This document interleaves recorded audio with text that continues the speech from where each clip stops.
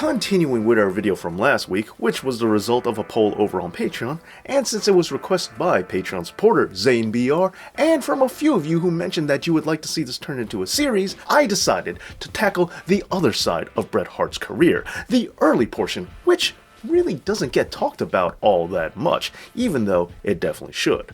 So it's time to change that, because today...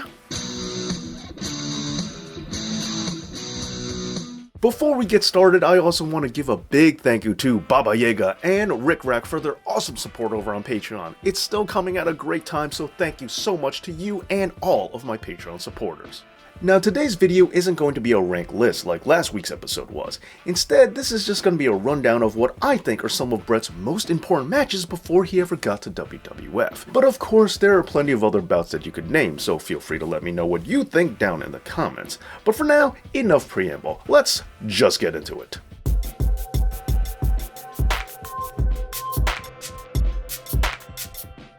Before ever working for the World Wrestling Federation, Bret Hart was a part of the legendary Stampede Wrestling, which was founded by his father, Stu Hart. Originally, he began as a referee, but alas, on March 29, 1978 in the Saskatoon Arena, Mr. Hito and Mr. Sakurada were scheduled to go against Hubert Gallant and a wrestler who wasn't able to make it. So with Gallant not having a partner, Stu had no choice but to have his son, Bret Hart, fill in and make his debut as a professional wrestler.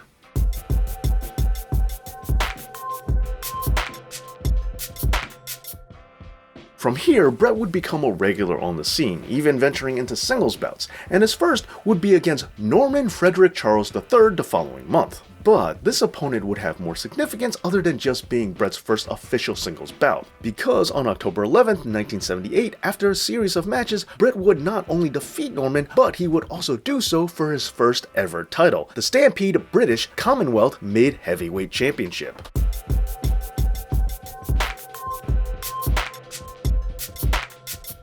Now, Bret's first title reign would only last several months, but during that time he would face some real stiff competition, including the man that would eventually take the title off of him, and the man who I think gave him his best match in Stampede.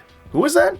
It's none other than the Dynamite Kid. They say that you learn something from everyone that you step in the ring with, and there is no doubt whatsoever that Dynamite was a huge influence on Bret. And while the Hitman did get a successful title defense over him on January 5th, 1979, it was the next night that I feel was a little more significant, since that was the night that Dynamite took the belt off of Bret.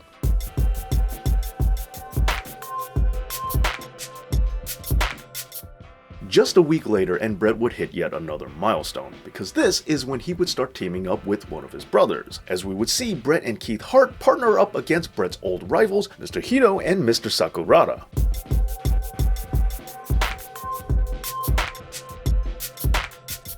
Now, unsurprisingly, this would not be the only time that these two specific brothers would partner up, as they would do so a lot, even managing to win Bret's first ever tag team championship together. But, in addition to that, there's also another match where the two would go against the previously mentioned Norman Frederick Charles III and Marty Jones. This would be the beginning of a brand new rivalry, as Bret would go against one of the greatest technical wrestlers of all time, with both men having a fantastic series of matches together. However, it was on March 16, 1979, where Bret Hart would finally get to pick up the win.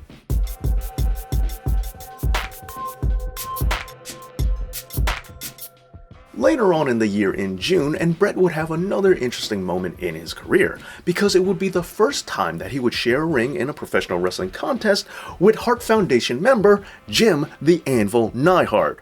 But not as partners. Instead, they would actually go against each other in a one-on-one bout, with Bret picking up the win. But don't worry, because they would eventually begin teaming up together the following year.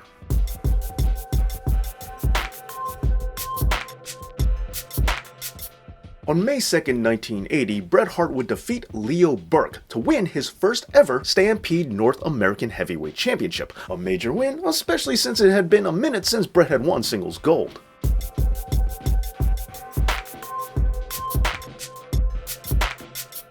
Also, in 1980, Bret would finally get to compete outside of Stampede Wrestling, and outside of Canada, as he would go and wrestle for New Japan Pro Wrestling. Yep, I'm willing to bet that some of you out there didn't know that Bret did wrestle for NJPW once upon a time. Now, while Bret already began gaining experience in the ways of Purasu by working with the Japanese wrestlers who were wrestling in Stampede, it wasn't until he got to Japan that he really got a deeper understanding of what it was all about. And while he was there, he would definitely wrestle many greats, but it was his first match against WWE Hall of Famer Tatsumi Fujinami that I feel is his first major highlight while wrestling for New Japan.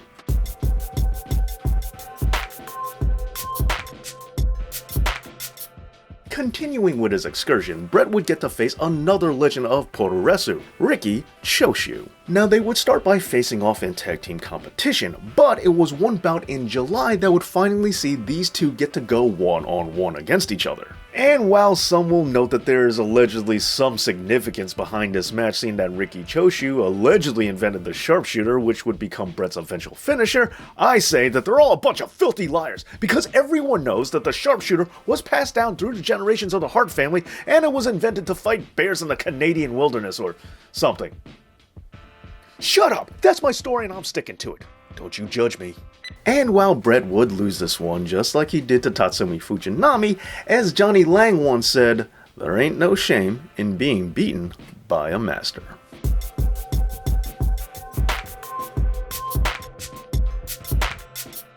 Now, if you thought that the first ever ladder match was in WWF at WrestleMania 10, well, I'm afraid I got some bad news for ya. Because that wasn't the first ladder match for WWF, as Bret was in one prior to that bout, and in addition, that match wasn't even Bret's first ladder match at all. Now, as to when the actual first ladder match of all time was, well, that's a totally different debate. However, many people do say that it was in Stampede Wrestling in 1972. But when it comes down to this particular ladder match between Bret Hart and Bad News Allen, there are some that claim that this is the first ladder match ever, even though there are sources that say that this isn't even the first ladder match between these two wrestlers, stating that they competed in a tag team ladder match just 3 days prior. And there are some that say that Bret went against the Dynamite Kid in a ladder match even before that. But at any rate, it's not about which ladder match was first, as I just want to focus on this one, because it was one of the last, as in one of the last major matches that Bret had in Stampede Wrestling before he went to wrestle for the WWF.